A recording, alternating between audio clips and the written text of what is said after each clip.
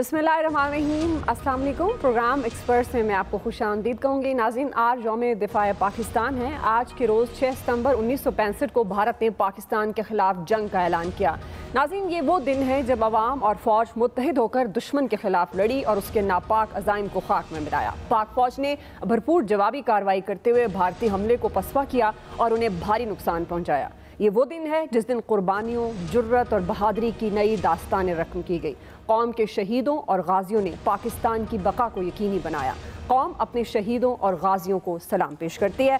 नाज़रीन, दीगर मौज़ूआत की तरफ बढ़ेंगे और आज का जो हमारा सबसे पहला बड़ा सवाल जिस पर हम बात करने जा रहे हैं वो ये है कि सुप्रीम कोर्ट में 53 समातें हुई, जिसके बाद नैब तरमीम केस का फैसला महफूज हुआ। आज एक्सप्रेस न्यूज़ के नुमाइंदा ने एक बड़ी अहम रिपोर्ट शेयर की है जिसके मुताबिक तमाम बड़ी सियासी जमातों के रहनुमाओं ने नैब तरमीम से भरपूर सियासी फ़ायदा उठाया है या उठा सकते हैं, जिसमें से साबिक प्राइम मिनिस्टर शहबाज शरीफ साहब का भी नाम है, नवाज शरीफ साहब, आसिफ अली जरदारी साहब, मौलाना फजलुर रहमान साहब, मरियम नवाज साहिबा, अनवारुल हक काकड़ साहब समेत कई साबिक वज़रा इसमें हैं। सुप्रीम कोर्ट में समाअत हो रही थी, उसी वक्त इस कानून साजी पर संगीन सवाल उठाए जा रहे थे। अब चूंकि ये फैसला महफूज हो चुका है तो हम फैसले के हवाले से बात नहीं कर सके, लेकिन जो बुनियादी सवाल उठाया जा रहा है हम उसी पर बात करेंगे।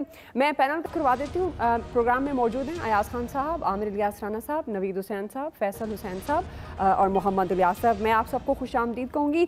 आमिर साहब, मैं आपसे आगाज़ करूँगी। चूँकि ये मामला जो नैब तरमीम के हवाले से था, आपके ख्याल में नैब का निशाना बनने वाली जो आला सियासी क़यादत जिन्होंने नैब तरमीम से भरपूर फ़ायदा भी उठाया, पीडीएम हुकूमत ने नैब तरमीम कानून में दुरुस्तगी के लिए ये तरमीम की आप समझते हैं, या जिस तरह से अब बातचीत हो रही है इस पर कि ये सियासी फ़ायदे के लिए की गई, आप किस तरह से देखते हैं? ये कानून में दुरुस्तगी के लिए थी या सियासी फ़ायदे के लिए? देखिए जी, मेरा तो अपना बड़ा क्लियर मौक़िफ़ है कि पहले दिन से कि ये कानून नैब का जब बनाया गया था तो सियासी इंतकाम के लिए बनाया गया था। इसमें कहीं पे भी ये नहीं था कि इससे कोई एहतसाब करना मकसद हो। और जो जज साहिबान माशाल्लाह से बार बार ये कह रहे थे कि जी बैक डेट से कैसे लागू हो सकता है, तो वो ये सवाल क्यों नहीं उठाते थे कि इस कानून को बैक डेट से बनाया क्यों गया था। अगर कानून बनाया जा सकता है 1985 से लागू करके, तो ख़त्म क्यों नहीं किया जा सकता। बहरहाल वो तो फैसला आएगा तो पता चलेगा। 155 दिन समातें करके 54,000 से ज़्यादा केसेस छोड़ के जाने वाले चीफ जस्टिस साहब के पास वक्त कम था। माशाल्लाह आप ना करते 155 दिन डिले चीज़ों पे, आप लगाते घंटों के हिसाब से और करते दिनों में फ़ैसला। अब आप कर लें फ़ैसला। बहरहाल जिस तरह शहबाज शरीफ का नाम जिस केस में आया है, आपको पता है कि वो एंटी करप्शन में चलाया, एंटी करप्शन से नैब में चलाया, फिर एंटी करप्शन में चलाया। ये केस बनते ही इस तरह थे। शहजाद अकबर साहब यूएसबी लेके एफआईए के दफ्तर जाते थे और पर्चे दर्ज कराते थे। उसमें जहांगीर तरीन भी शामिल थे, उसमें ये सारे लोग शामिल थे। जहाँ जहाँ खान साहब को गुस्सा आता था वहाँ वहाँ पर्चा हो जाता था, इसमें कोई शक ही नहीं है। और अगर ये सुप्रीम कोर्ट कानून कलअदम भी करार दे दे, इन पॉलिटिकल शख्सियात ने बहुत लंबी लंबी कैदें काट ली हैं जिनके नाम आए हुए हैं। कुछ 2-4 ही होंगे जिनको पकड़ा नहीं गया, वरना काम पूरा हो चुका हुआ है। वो कहते हैं कि जी इस कानून के अंदर बड़ी अच्छी बात है, ज़मानत का रास्ता दिया गया है, इसके अंदर बड़ी अच्छी बात है कि रिमांड को कम किया गया। बहुत सारी चीज़ों को वो मान चुके हुए हैं और हम प्रेडिक्ट नहीं करते, लेकिन चूँकि अब तो सब कुछ प्रेडिक्शन पे चलता है और जजेस खुद बता देते हैं कि ये 2-1 से फैसला आएगा या क्या आएगा। क्योंकि मंसूर अली शाह साहब ने तो आखिरी दिन तक यही बताया कि इंसानी हकूक़ का कोई क्वेश्चन मुझे बताएं जिसकी बुनियाद पे आपने इस केस को चलाया हुआ है, और ये आप बेंच बना भी नहीं सकते थे क्योंकि आपने वो फैसला नहीं दिया, अब तक स्टे दे के काम को रोका हुआ है और आपको नहीं करना चाहिए ऐसा। तो बिल्कुल ठीक बात है, ऑब्जर्वेशन भी आएंगी, लोगों के केसेस भी आएंगे, सामने आएंगे, अच्छी और बुरी चीज़ें। अगर बर वक्त फैसले हो जाएं तो शायद उनका फैसलों के असरात भी बहुत अच्छे होते हैं। लेकिन अब आप जब कहें कि मेरे ऊपर बड़ा बोझ होगा कि अगर मैं चीफ जस्टिस साहब ने कहा कि इस केस को ले गया, तो उनके ऊपर 54,000 केसेस का बोझ क्यों नहीं है, जिसमें आम आदमी के केसेस शायद 53,000 से ज़्यादा होंगे। क्योंकि पॉलिटिकल लोगों के तो चंद 100 केस होंगे ना, लेकिन आम आदमी के लिए चीफ जस्टिस साहब अपना जायजा उनको जाते हुए देना चाहिए। क्योंकि आज ही मेरी एक कोर्ट रिपोर्टर से बात हो रही थी, तो ये रजिस्ट्रियों में भी नहीं गए, इतने मसरूफ रहे हैं यहाँ पे इस लास्ट वीक में भी, क्योंकि अगला वीक कल के दिन के बाद आखिरी वीक होगा उनके काम करने का, वर्किंग डेज का, कि जाते तो बार खाने वाने देती हैं अलविदाई चीफ जस्टिस को, ना वो हुआ ना कुछ हुआ। अनप्रेसिडेंटेड, चूँकि सारा काम पाकिस्तान में हो रहा है इस वक्त, और आप और हम आम इंतखाबात को भी देखते हैं, तो मुझे तो कहीं से एक आवाज़ आई है कि हमें बल्दियाती इंतखाबात भी देखने चाहिए। और आपको पता है कि बल्दियाती इंतखाबात हमेशा आम इंतखाबात के मुतबादिल हुआ करते हैं जब सिस्टम में कुछ इस तरह की तब्दीलियाँ आ रही हैं। फैसल साहब तो आपको इतने अरसे से कहते आ रहे हैं, आपको कहीं और की सुनाई दी है? फैसल साहब देख लें फिर। अपने मतलब की बात होती है तो इनका बल्दियाती इलेक्शन अच्छा लग रहा है। वाह वाह वाह, कमाल कर दिया जी। अयाज साहब, मुझे नहीं अच्छा लगा, मैंने कहा है मुझे कहीं से आवाज़ आ रही है। मैंने अपनी नहीं बात की, मैंने हमेशा बल्दियाती इदारों को टाइम पे होना चाहिए, ये मैं मानता हूँ। इतने सालों से नहीं, बल्दियाती इदारे होने चाहिए, लेकिन ये आम इंतखाबात और असम्बलियों का मुतबादिल नहीं होने चाहिए।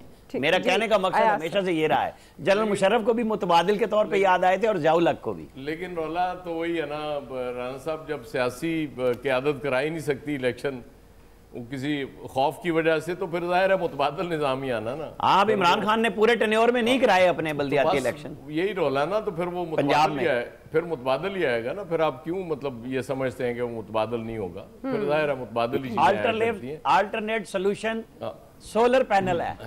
अच्छा सर, सोलर पैनल की आड़ में भी बड़ी मनी लॉन्ड्रिंग हुई है। वो जो 73 अरब की मनी लॉन्ड्रिंग, हाइब्रिड काम होते हैं सारे, उसमें हाइब्रिड काम होते हैं। जी अयाज साहब। अच्छा, वो एक तो राना साहब कह रहे थे कि बोझ 54,000 केसेस का आम आदमी के केसेस का कहाँ बोझ होता है राना साहब? बादशाह बंदे हैं, अब क्या बात करते हैं। अब तो खैर खास आदमियों के लिए जो केसेस के फैसले होते हैं उस पर भी अमल नहीं होता। वो इसीलिए मैंने अभी थोड़ी देर पहले चौधरी परवेज़ इलाही साहब को तजवीज़ दी है कि अब की बार अगर आपको किसी हाई कोर्ट के जज के सामने पेश किया जाए ना, तो उससे रिहाई ना मांगे आप रिमांड ही मांग लें, शायद कुछ फायदा हो जाए। क्योंकि रिहाई आज उन्होंने कहा मैं नहीं बाहर जाता, अमल दरामद होना नहीं है। तो आपका जो सवाल है बुनियादी तौर पे कि सियासी बेशक सियासी फायदे के लिए ये हुआ, इसमें कोई शुबा किसी को नहीं होना चाहिए। कानून ठीक है गलत है उसकी बहस से हटके, क्योंकि आपको तो अब सूट कर रहा था कि किसी और की बारी आने वाली थी, उसको 90 दिन के रिमांड पे आप भेजते, क्या फर्क पड़ना था आपको? लेकिन आप चूंकि आए ही इसीलिए थे, इसी फायदे के लिए आए थे, और नीट क्लीन होके वो तो होता था ना कि वो ड्राई क्लीनिंग मशीन कोई और लगाया करता था। आपने तो पार्लियामेंट में अपने लिए ड्राई क्लीनिंग मशीन लगाई और धड़ाधड़ अपने केसेस खत्म कराए, और जो रह गए थे वहां से नहीं हो सकते थे वो माशाल्लाह आपको पता ही है हमारा जुडिशल सिस्टम इतना ज़बरदस्त है, हमारे जज इतने पाए के हैं कि वो पूरी दुनिया इनके इंसाफ को मानती है और इनकी तहसीन करती है, टॉप पे हैं। बिल्कुल इनकी तहसीन करती है, बिल्कुल ऐसी जैसे वो कल मैं देख रहा था कि वो कैचेस में पाकिस्तानी टीम ऊपर से दूसरे नंबर पे है और इंडियन टीम नीचे से दूसरे नंबर पे है। तुम्हारी अदलिया भी अल्लाह के फजल से नीचे से ही दूसरे नंबर पे है, लेकिन है टॉप पे। जाहिर है ऊपर से हो या नीचे से हो, है तो दूसरा चीज, हाँ होना तो टॉप पे ही होता है ना। तो वो जिस मकसद के लिए आए थे, वो जो इनको खौफ दिलाया गया था कि एक शख्स आ जाएगा उसको आर्मी चीफ बना दिया जाएगा, उसके बाद अब सारी जिंदगी के लिए जेल में होंगे, तो उन्होंने सोचा कि एक तो जेल से फिलवक्त बच जाए कि उस शख्स के आने से पहले, और दूसरा एक बड़ा काम कर जाए कि मुस्तकबिल में भी अपने आप को महफूज कर जाए। बाकी आप सुप्रीम कोर्ट से कुछ ज्यादा उम्मीद ना रखें, वो चीफ जस्टिस साहब खुद कह चुके हैं कि कोई अच्छा नरम सा फैसला दे के हम चले जाएंगे। तो ये इस कौम के नसीब में इसी तरह के गोलमोल करके नुमायां करने वाले फैसले आते रहेंगे, और वो भी आइन के मुताबिक चीफ जस्टिस साहब भी कर रहे होंगे, मंसूर अली शाह साहब भी आइन के मुताबिक ही उसकी मुखालफत कर रहे होंगे। तो इस मुल्क में, जिस मुल्क में आइन का बोलबाला हो दुआ और इस तरह का बोलबाला हो, अल्लाह के फजल से वो मुल्क बार बार तजुर्बात की नजर ही हो सकता है, वहां कुछ सिस्टम ना बन सकता है ना चल सकता है। इसलिए कुछ मुतबादल आ रहा है तो बस बिस्मिल्लाह करें, उसी पे इक्तफा करें, कोई आपको टेंशन लेने की जरूरत सही है। फैसल साहब ये तो अपना माजी हाल मुस्तकबिल सारे महफूज कर देते हैं सियासतदान, अवाम का ना इनको माजी याद रहता है, ना हाल किस हाल में है, और ना उनके मुस्तकबिल की तो खैर फिक्र ही दूर की बात है। आपके ख्याल में नैब कानून में तरमीम की गई हैं, अब जिस तरह अयाज साहब ने भी इस नुक्ते पर बात की कि ये तो आप इस्तेमाल कर सकते थे, तो आपको लगता है कि ये इन्होंने मज़ीद अपने आप को ड्राई क्लीन करने के लिए, इसका सियासी फ़ायदा उठाने के लिए किया, या वाकई इसकी ज़रूरत थी नैब कानून में तरमीम की? एक तो पहले बल्दियाती इलेक्शन के हवाले से एक जुमला बोल दूं, मैं हमेशा एक बात कहता हूँ, हक गालिब आने के लिए हमेशा मेरी बात जो है ना 6-7 महीने बाद 8 महीने बाद गालिब आ जाती है। सही। देखिए, ये जो नैब कवानीन है ना, इसमें कोई शक व शुबे की बात नहीं, ये बड़े जालमाना कवानीन थे और इन जालमाना कवानीन का नैब के अफसरान ने और दीगर लोगों ने जो फ़ायदा उठाया है, चाय के होटलों में बैठ के जो है ना वो डीलिंग हुई है, चाय के होटलों में बैठ के डीलिंग हुई है और करोड़ों रुपए के जो बैग लिए गए, कोई पूछने वाला नहीं था, एक रियासत कायम की हुई थी। इसमें भी कोई शक नहीं कि जो मौजूदा हुकूमत ने जो नैब कवानीन ख़त्म किए है वो सिर्फ और सिर्फ उसका मकसद इस जुल्म का खात्मा नहीं था, इस जालमाना कवानीन का खात्मा नहीं था, बल्कि अपनी ज़ातों को तहफ़्फ़ुज़ फराहम करना और जिस मुश्किल में वो थे केसेस से अपने आप को जो है वो निजात दिलाना। इसके अलावा इनके कोई मकसद आए इसीलिए इक़्तिदार में थे, जो भी चीज़ें मुंजमद थी उसको बहाल कराया, अपने केसेस ख़त्म करवाए और आवाम की ऐसी तैसी की और हाथ ला के लंदन चले गए। अभी तक कुछ पता ही नहीं कहाँ है। लेकिन बात यह है कि इस मुल्क में आप कह रहे हैं ना अदालतें क्या कर रही हैं, इस मुल्क के अंदर जो है ना इंसाफ ही नहीं है और वो दिन बहुत दूर नहीं है कि जब दरख्तों के नीचे अदालतें लगेंगी और अवाम अदालतें लगाएंगे, जैसे ईरान में लगी थी, जैसे फ्रांस में लगी थी। वो इन अदालतों पे लोगों का जो है ना वो एतबार ही ख़त्म हो गया। अभी आप चीफ जस्टिस साहब बराल क्या बोले, क्या है इस पर सुप्रीम कोर्ट में क्या हो रहा है? पूरी इमरान खान से सुप्रीम कोर्ट शुरू होती है, इमरान खान के ऊपर ख़त्म हो जाती है। इस मुल्क में एक ही कहती रह गया है, कोई चौधरी इफ्तिखार को कितना बड़ा इस कौम का हीरो, फंडेड तहरीक पैसे बना के देके जो उसको हीरो बनाया गया, आज कोई पूछेगा उन्होंने क्या किया स्टील मिल के साथ और रेकोटिक के साथ, कितनी कीमत आज ये कौम अदा कर रही है। सही, जबरदस्ती का हीरो बनाया था ना आपने। फिर बाद के जो चीफ जस्टिस आते रहे उनको देखें उन्होंने क्या किया। इवन कि जिनको नवाज शरीफ साहब को जिन चीफ जस्टिस साहब ने फारिग किया उन्होंने भी क्या किया। वो तकब्बुर के किस इंतहा पे थे, कुछ जो नजर आता था, एक आम आदमी को महसूस होता था। बिल्कुल। फिर जस्टिस गुलजार साहब कि मैं जिस पुराने घर में रहता था उस घर से मुझे आसमान नजर आता था और ये नस्ला टावर जो मेरी आसमान को जो मैं 1960 में देखता था वो रुकावट बन रहा है, इसलिए पूरी बिल्डिंग को गिरा दो। यार खुदा की पनाह, आप जज हो, आप इंसाफ देने आए थे, आप जमीन पे खुदा बन गए लोग। यानी कि जो एक आम इंसान को जिनसे तहफ़्फ़ुज़ का एहसास होना चाहिए था ना जी, वो आम इंसान उनसे लरजने लगा कि कौन लोग आ गए, ये लोगों को बेघर कर रहे हैं जी।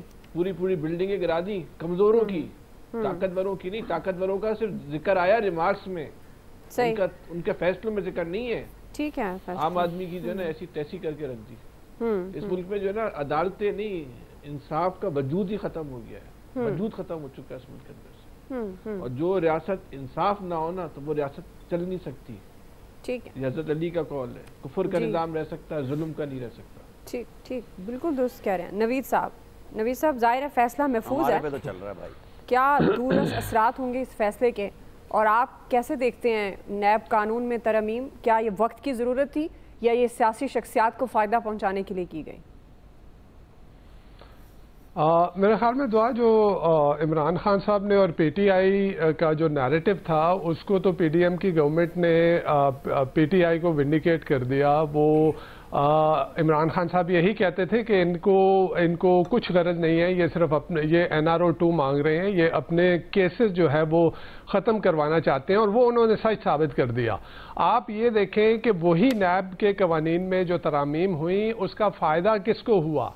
2400 लोगों के खिलाफ जो है वो 650 अरब रुपए की करप्शन के केसेस जो है वो ड्रॉप किए गए। उसमें से तकरीबन कोई साढ़े 1750 जो है वो ड्रॉप किए गए और कोई 750 के करीब जो है वो वापस नैब को भेजे गए। अब ये देखें कि उसका बेनिफिशरी कौन है। यही बात जो है, यही सुप्रीम कोर्ट का यही बेंच जो कि समाअत कर रहा है, जो कि अभी फैसला भी देगा, उन्होंने खुद मोअज़्ज़ज़ जजेस ने ये कहा है कि ऐसा बज़ाहिर लग रहा है कि ये सेल्फ सर्विंग लॉ है।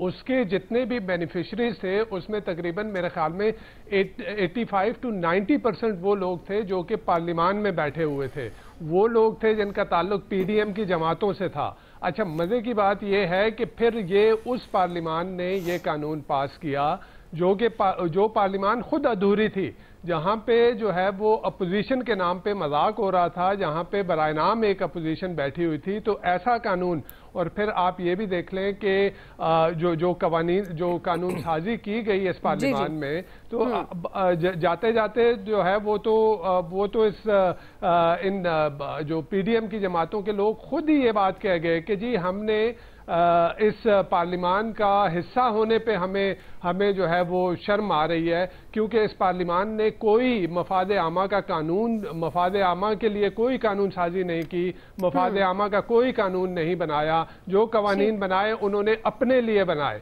और यही जो नैब के कवानीन में तरामीम थी ये भी उन्होंने अपने लिए बनाई, अपने केसेस माफ करवा लिए, और जो है वो आम लोगों का उससे क्या लेना देना था। जी सब मफादे आमा इसी को कहते हैं। इलियास साहब, वैसे एक दिन नैब अफसरान बड़े सादा लोग थे, सुप्रीम कोर्ट को चाहिए कि फिर इस तमाम कवानीन को फारिग कर देना, सदर को साइन करने चाहिए थे अगर ये इतनी अधूरी थी, और फैसले में भी आना चाहिए कि जी अधूरी पार्लियामेंट थी और इसको नहीं कायम रहना चाहिए था, कोई कानून नहीं। और नैब तो राणा साहब इसको कौन पार्लियामान कहेगा? इसको पार्लियामान कौन कहेगा? मैं तो मानूंगा, पार्लियामेंट मानूंगा, आप और हम छापते भी हैं और चलाते भी हैं। ना मानना और बात है। चलिए, मेरे और आपके ना मानने से नहीं होती। पार्लियामेंट तो मौजूद थी, अधूरी थी, तो वो जज ने कहा ना भगोड़ा भाग गया, अपोजिशन निकल गया यहाँ से। एक को जज ने कहा भगोड़ा भाग गया, खुद भागा, फरार किया ना अपने आप को।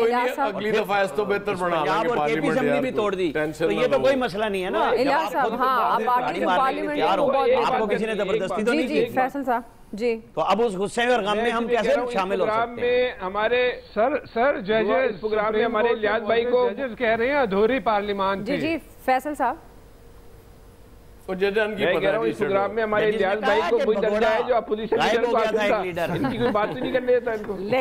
लेकिन अपोजिशन एक बहुत भारी थे, आपने शायद देखा नहीं, नाम भी उन्हीं के फाइनल हुआ था। इलियास साहब, भारी तो ये भी है, इनको बात तो करने दें, चलिए बात तो करने दें इनको। जी हर कोई अपनी बारी में वो बात नहीं कह पाता जो मेरी बारी में कहना चाहते हैं, और ये भी ठीक है। वो सारी बातें याद, मेरी बातें मेरे वक्त को याद आती है सबको, हम आपको पहचान के अलावा कुछ नहीं याद। बड़ा खूबसूरत जवाब दिया। अब देखिए वो सूरत हाल ये कि जनरल मुशर्रफ के दौर में नैब को बनाया गया और एहतसाब का अमल तेज किया गया। आप देख लीजिए उस जमाने से जो एहतसाब के केसेस बने, जो अब तक जो केसेस बने, उसमें कौन किसको सजा हुई, किसको क्या मिला, हर कोई जिसको भी होता है केस चलता है, एक अरसे तक चलता है, और केस चलने के बाद क्या होता है उसकी वो जमानत पर जाता है, जमानत के बाद कुछ अर्सा केस चलता है, बंदा बरी हो जाता है। देख लें कहाँ रिकवरी हुई, मुल्क के लिए कहाँ रिकवरी हुई। और इस केस के लिए इन्वेस्टिगेशन के लिए कभी लंदन जाते हैं, कभी अमेरिका जाते हैं, कभी किसी और मुल्क में जाते हैं, दुबई जाते हैं, जाके इन्वेस्टिगेशन करके सियासतदानों के असासे लेके आते हैं, ब्यूरोक्रेट्स के लेके आते हैं, और उन पर केस बनाते हैं। जो केस इन्वेस्टिगेशन की जाती है उसके शवाहिद इकट्ठे किए जाते हैं, लेकिन उसके बाद फिर सजा नहीं होती, फिर सारे बरी हो जाते हैं। और देख लें जितने भी केसेस बने, जितने भी पिछले दौर में बने, नून लीग वालों पर बने, वो सारे बरी हो गए, या फिर ये जानबूझ के सियासी बुनियादों पर बनाए जाते हैं और अपने मकासद हासिल करने के लिए गए। अब पीटीआई वालों पर बन रहे, तो जाहिर है सबको ये पता था कि केसेस में इनकी शामत लगी रहेगी, नैब वॉशिंग पाउडर चलता रहेगा, और इसको ख़त्म करने के लिए इन्होंने अपनी तरमीम की, और वो तरमीम ही उस वक्त पार्लियामान में की जब अपोजिशन ना होने के बराबर थी। तो उस वक्त करके अब सारे सब आ गए हैं, सबको पता है कि इलेक्शन के बाद जो भी हुआ रिजल्ट आएगा तो किसी न किसी की बारी आएगी। इसमें जो भी सियासतदान देख लेंगे, आवाम को नैब पर अब कोई एतबार नहीं है कि नैब की जानब से कोई इन्वेस्टिगेशन, कोई रिकवरी नहीं होती।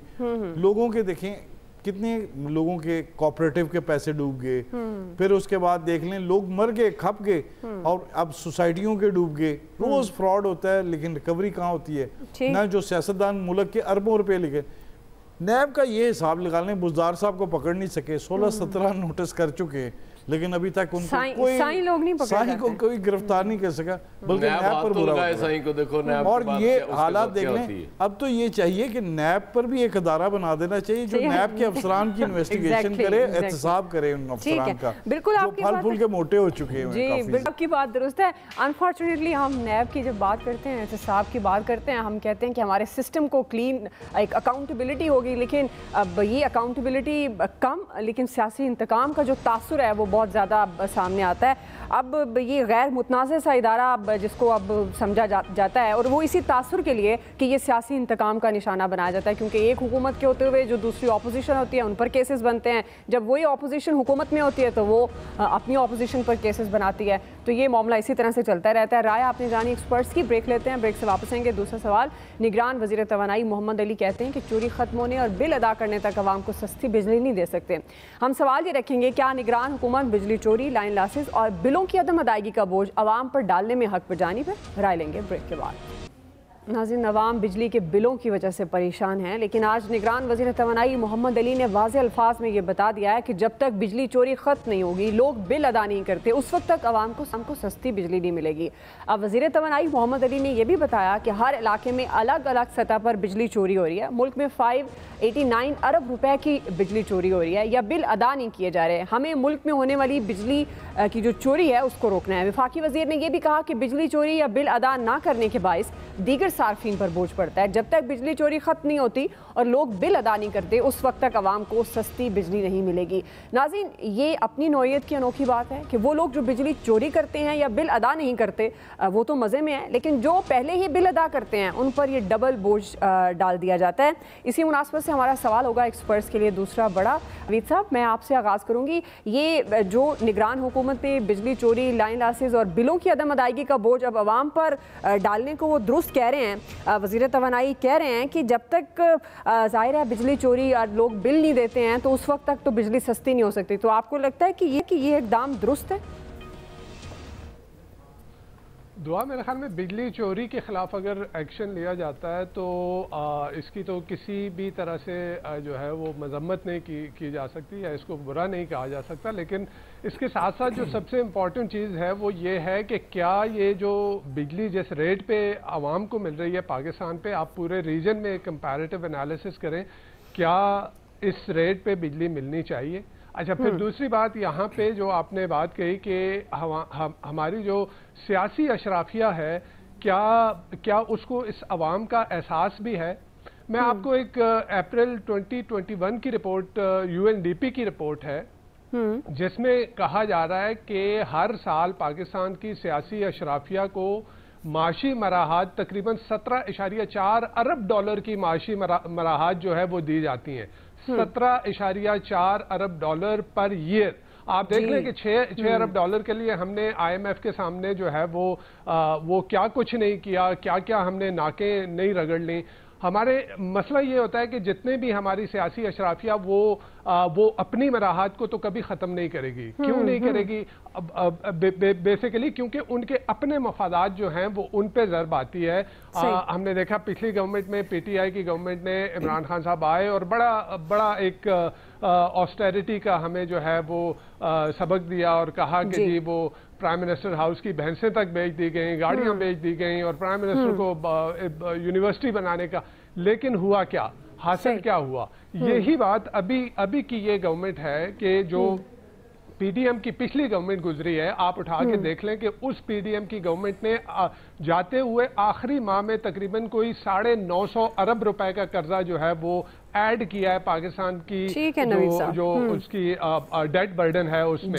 अच्छा, इसके साथ साथ ये भी देख लें कि अब तो खुद ही जो PDM का हिस्सा थे वो लोग, वो मेंबरान पार्लियामेंट, वो कह रहे हैं कि किस तरह से बंदर बांट की गई, किस तरह से पैसा जो है अरबों रुपए वो MPs को जो है वो तरक्याती फंड के हवाले से दिया गया, उस मद में दिया गया। तो मसला ये है कि हमारी सियासी अशराफिया अपनी मराहत को कभी खत्म नहीं करेगी। बिल्कुल, वो अवाम के ऊपर ही जो है वो सर आपको अंदाजा नहीं है, असल मुस्तहिक वही है, असल मुस्तहिक वही है ना एक्चुअली। तो उनको तो मराहत मिलनी चाहिए, अवाम तो मुस्तहिक ही नहीं है।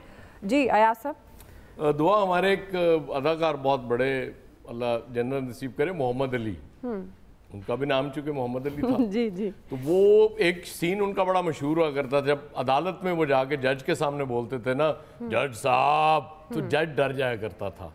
मुझे लगता है ये मोहम्मद अली साहब जब कह रहे हैं ना बिजली चोर, तो वो सारे बिजली चोरी भी रोक देंगे और उसके बाद अदायगी भी शुरू कर देंगे। ओ यार, खुदा के लिए कहानियां सुन सुन के कान पक गए हमारे। कोई कुछ आके करे तो सही। आप जरा जाए ना, उसके बाद सिंध में जाके करें, केपी के उन इलाकों में जा करें, पंजाब के कुछ इलाके ऐसे हैं, वहाँ ज़रा आप जाके वो उनकी बिजली चोरी रोकें और उनसे जाके पैसे लें। सबसे बड़े डिफ़ॉल्टर्स जो हैं वो इनकी जो कंपनीज हैं, लेस्को हो गई, आईएसको हो गई, ये सरकारी इदारे हैं। ज़रा फिगर्स तो चेक करें आप। मतलब सरकारी इदारे पेमेंट ही नहीं करते और मतलब आम आदमी एक बेचारा, चलें वो जो चोरी कर रहे हैं वो तो अपनी जगह, उनको तो निशाने इबरत बना देना आप हुजूर। एक बंदा बेचारा यार, उसकी आमदनी कुछ नहीं है, बिल्कुल। मतलब 10,000 कमाता है महीने का, 20 कमाता है, उसको 25,000 बिल आ जाएगा, तो हुजूर वो कहाँ से देगा? मतलब उसको जब आप पकड़ने जाएंगे, और ये 17 अरब डॉलर जो हर साल ये इस अशराफिया को जा रहे हैं, किसी में इतनी जरूरत है कि आगे वो ख़त्म कर दे? मतलब एक ही दफ़ा कहे कि जी ठीक है, मैं अपने समेत आज ये बैठ के यहाँ अनाउंस कर रहा हूँ कि आज के बाद कोई मराद किसी को नहीं मिलेंगी, लेकिन सवाल ही नहीं पैदा होता। उसकी वजह ये है कि ये पॉलिसी मेकर्स आपके हैं ही वो। इसीलिए तो मैं कहता हूँ कि ये जितनी पॉलिसीज बनाते हैं वो मफाद आमा की पॉलिसीज होती हैं, क्योंकि आमा ये है, हम तो खासा हैं, खास लोग हैं, हमारे लिए किसी रायत की जरूरत ही नहीं होनी चाहिए, बल्कि और ज्यादा सख्ती करनी चाहिए हम लोगों पे, क्योंकि मेरे ख्याल जो थोड़ा बहुत रह गया वो सांस हम ले रहे हैं जिस फजा में, वो उसकी भी जरूरत मेरे ख्याल नहीं रहती। तो बेहतर है वो जितनी जल्दी वो बंद कर दें ऑक्सीजन हमारे लिए, वो ज्यादा अच्छा है, क्योंकि ये लोग इस मुल्क की अक्सरियत घुट घुट के मर रही है, उनको एक ही दफा मार दें यार, वो बेहतर है उनके लिए। जी आमिर साहब, ये बात तो दुरुस्त है जो अयाज साहब कह रहे हैं कि कोई ये आमा वो समझते हैं कि खुद लोग हैं और ख़ास हम हैं, इसलिए वो पॉलिसी बनाते हैं। और ये जो वो कह रहे हैं कि बिल अदा नहीं करते, तो इनमें तो फिर उनका अपना भी शुमार है ना कि वो किस तरह से पॉलिसीज़ बना सकते हैं। तो आपको लगता है कि ये निगरान वज़ीर तवानाई जो हैं उन्होंने ये दुरुस्त बात की है? उनके पास ऑप्शन नहीं है कि भाई बिजली चोरी वो रोक नहीं सकते, जो बिल अदा कर रहे हैं जिनका बोझ आम आदमी पर डाला जा रहा है उसको वो नहीं रोक सकते, लेकिन जिसकी तनख्वाह 20,000 है वो ज़रूर 30,000 का बिल भरे। आमिर साहब, नहीं, कोई नुस्खा जो मोहम्मद अली साहब ने पेश किया, ये 2 मिनट का काम है अगर उन्होंने करना हो। उन्होंने कंपनियों की डिटेल्स दे दी कि पंजाब में जो 5 कंपनियां हैं वो 3.5% चोरी पे खड़ी हैं, और बाकी के इलेक्ट्रिक को छोड़ के सारे पाकिस्तान में जो केपी आप कह लें और सिंध कह लें, वहाँ 60% चोरी हो रही है। तो ये दुनिया भर में होता है कि आप, या चूँकि इसमें इन्वेस्टमेंट बहुत होनी है, हालांकि रिकवरी बड़ी जल्दी हो सकती है कि आप एडवांस पैसे लें, जितनी खर्च करने यूनिट उतने यूज़ कर लें, आप वो वक्त आएगा कर लें, लेकिन इस वक्त जहाँ बिजली चोरी हो रही है उनको बिजली मत दें। मैं और आप क्यों दें पैसे भाई? जहाँ चोरी नहीं हो रही, जहाँ बिल पूरा पे हो रहा है, आप उनके ऊपर भी वही डोज लगा रहे हैं रिकवरी की, जो चोरी कर रहे हैं उनके ऊपर भी। ये तो आप सब डिविजनल ऑफिसर, जिसको एसडीओ कहते हैं, उस लेवल पे जाके तकसीम कर सकते हैं कि जिस एसडीओ के पास चोरी होगी सबसे पहले उसके घर से तनख्वाह कटेगी और फिर ये बाकी काम होगा। आप देखें 3 दिन में ये सारे के सारे ठीक हो जाएंगे। जब आप इज्तिमाई जिम्मेदारी डाल देते हैं तो बस फिर ठीक है, फिर सबका धंधा चल रहा है, क्योंकि हर एक ने आके अपनी कहानी करनी है और रिकवरी मेरे और आपसे करनी है, अवाम से करनी है कि हमें बिजली यूज करनी है और बिल भी टाइम पे देना है। हम दे रहे हैं, जो लोग नहीं दे रहे भाई आप उनको पकड़ो, उनके पास जाओ और फिर कैपेसिटी चार्जेस पे हैं। आप मोहम्मद अली साहब एसईसीपी के चेयरमैन रहे हैं, आपसे ज्यादा इस मंत्र और इस धंधे को कोई नहीं जानता कि किस तरीके से इन सबको पकड़ा जा सकता है। इन कंपनियों को क्या उनके प्लांट चल रहे हैं कैपेसिटी चार्जेस लेने पे, नहीं चल रहे हैं, ये चीजें छुपी हुई नहीं है। अब बहुत ज्यादा लोग एक्सपर्ट सारे मौजूद हैं। ये आप जितने दिन आपने अमीक गहराइयों में जाके काम किया ना, उसकी बजाय सीधा सीधा नुस्खा लगाएं, जहां चोरी है उनके जिम्मे डालें और पकड़ें अपनी मिनिस्ट्री में बिठा के सारे आईपीपीज के हेड्स को। देखें मुंह कैसे सुर्ख और लाल हो के आपको पंजाब केपी सिंध सारी जगह से सारे फराडी और माफिया शुगर में से भी यही निकलेगा, हर जगह से निकलेगा सामने। ठीक है आमिर साहब, आपका पॉइंट। ब्रेक की तरफ जाना है आमिर साहब, वक्त कम है, ब्रेक लेते हैं, ब्रेक से वापस आएंगे। यही सवाल फैसल साहब, इलियास साहब का टेक लेंगे, हमारे साथ रहिएगा। वेलकम बैक नाज़रीन। फैसल साहब, आप वज़ीर तवानाई मोहम्मद अली कहते हैं चोरी ख़त्म होने और बिजली का बिल अदा ना करने तक आवाम को सस्ती बिजली नहीं मिल सकेगी। आप समझते हैं ये दुरुस्त उनका कहना है? आवाम सब्र ही करे, कोई हुकूमत एक्शन नहीं लेगी? अब ये इल्ज़ाम भी, ये जिम्मेदारी भी जो है वो आवाम पे लगा दी, तुम बिजली चोरी को रोको। मसला ये कि एक पीएमटी में जितनी बिजली आ रही है उस पीएमटी से जो लोग बिजली ले रहे हैं ईमानदारी से बिल अदा कर रहे हैं, और उसी पीएमटी से लोग बिजली चोरी कर रहे हैं। जो ईमानदारी से बिल अदा कर रहे हैं उनके खाते में डाल दिया जाता है। 10 दुकानें, 10 दुकानों के सामने 50 पतारे हैं। जो 50 पतारे वाले जो बिजली चोरी कर रहे हैं उनका बिल भी 10 दुकानदार देंगे।